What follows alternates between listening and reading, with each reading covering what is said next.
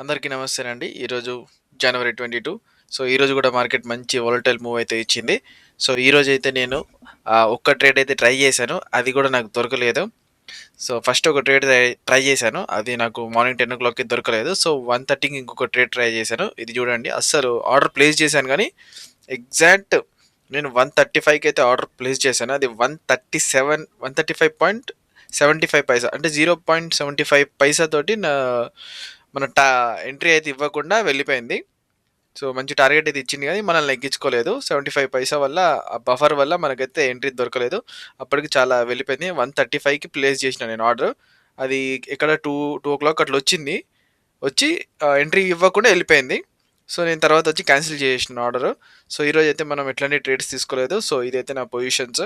So, ఇంకా ఇది open balance. ఇక్కడ కూడా మీకు ఎలాంటి హిస్టరీ అయితే లేదు. సో, కొంతమంది అడుగుతున్నారు ఈ మంత్ పిఎన్ఎల్ చూయించమని. సో, ఒకసారి పిఎన్ఎల్ కూడా చూయించేస్తాను. సో, ఈ మంత్ పిఎన్ఎల్ అయితే ఇది. అండ్ ఈరోజు మనకైతే ఎలాంటి ట్రేడ్స్ లేవు. సో, ఇది క్యాపిటల్. సో, రేపు ఎలాంటి రోజు వస్తుందో చూద్దాం. So, thank you.